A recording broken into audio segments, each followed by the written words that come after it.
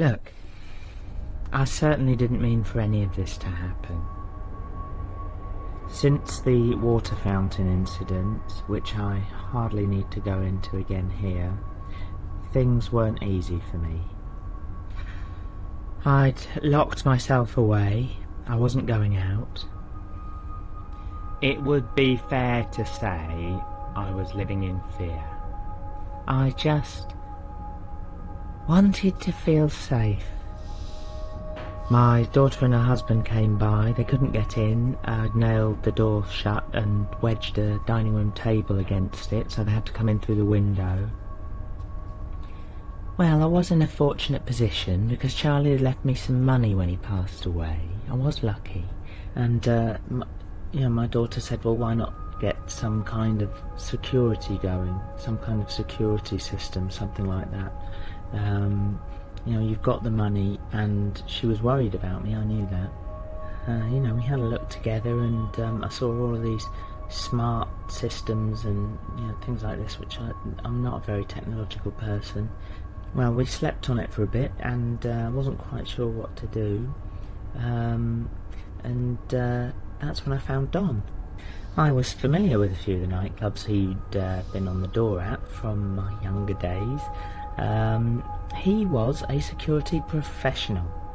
So Don came up. He was a very friendly looking man. I had some scones ready, made him a cup of tea. He looked around and he said, so where would you like me to guard? Where's the property? I was a bit confused at first. I said, oh, it's this is it. I have to explain at this point that I do live in a one-bedroom, small ex-council flat. It's not a large space. We had a short interview. Don seemed very enthusiastic. He said it shouldn't be a problem at all.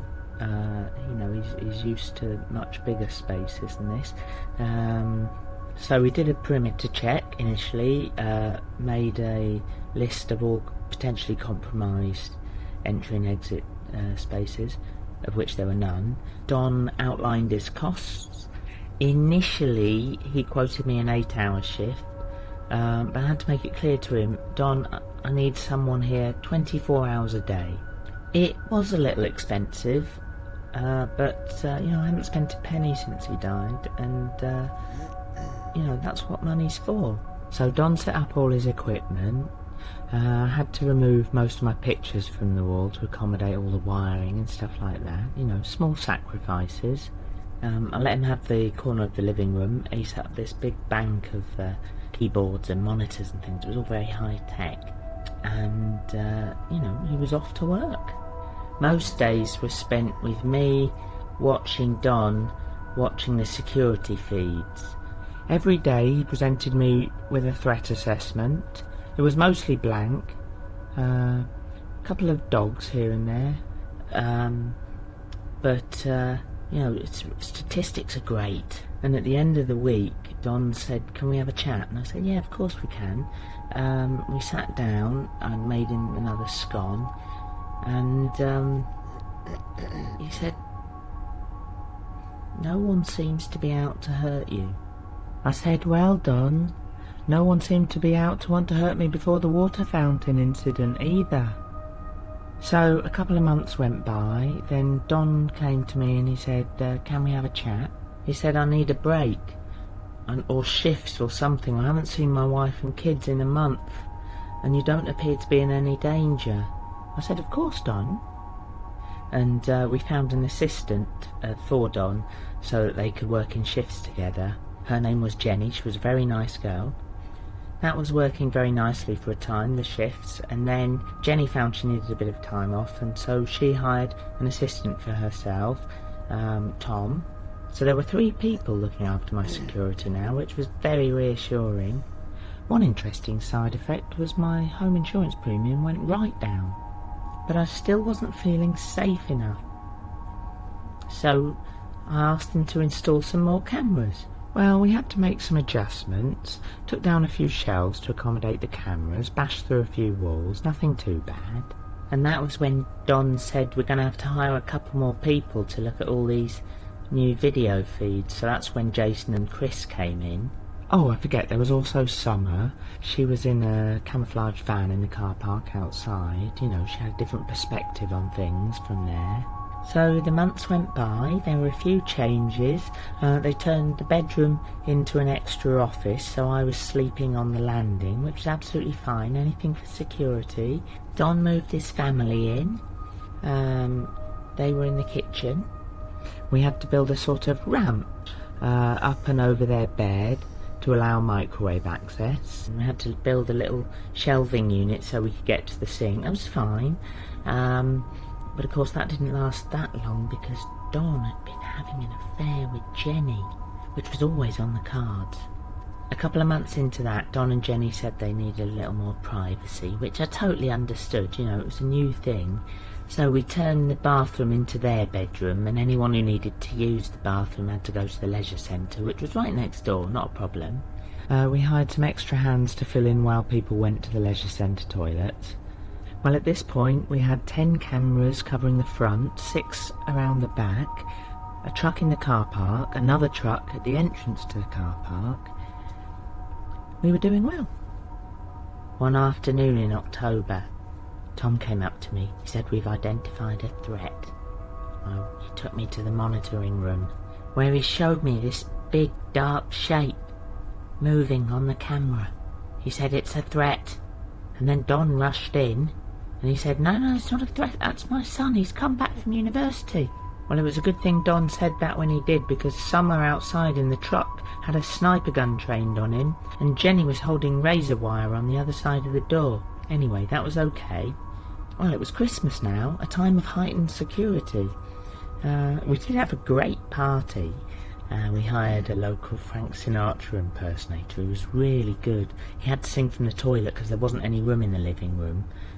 And keep it between us, but I saw Summer and Tom having a little romance together, which was lovely. It was the Christmas spirit.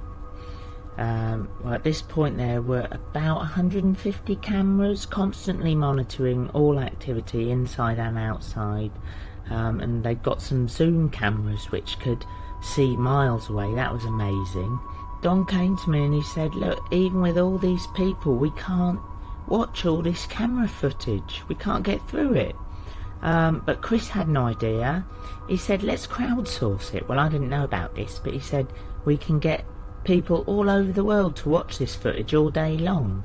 Anyone in the world could log in and see the security feeds, and that made me feel even more safe.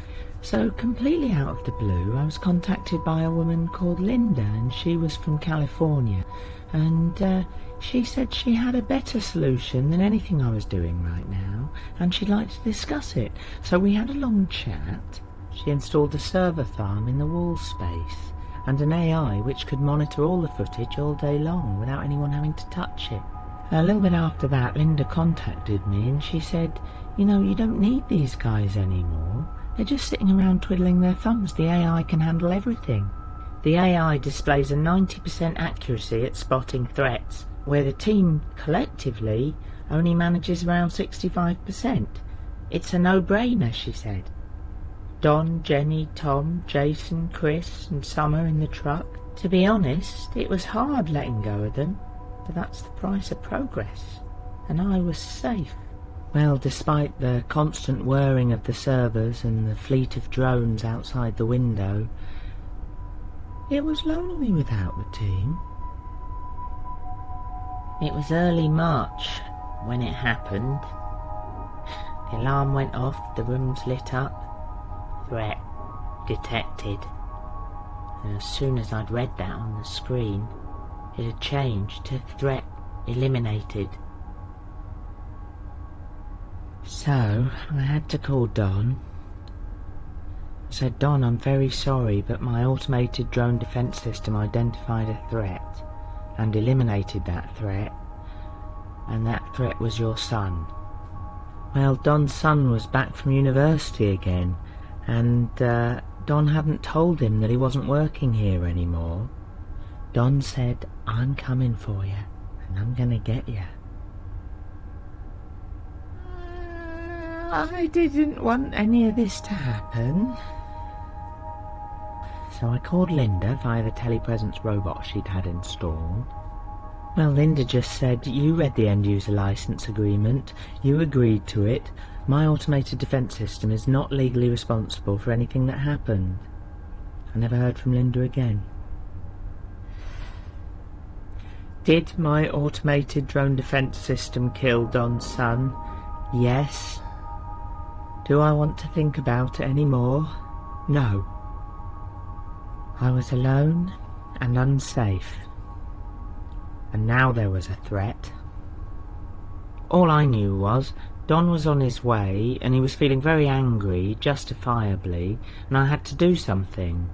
And so I actually spoke to my daughter's husband, who's very well connected, and he put me in touch with some lovely people, the best in the world, he said. They're all ex-Mossad, or Mossad, I don't, something like that. Anyway, they're stationed around the flat waiting for Don now, and they've assured me that they will eliminate any potential threats, no problem. Anything to feel safe?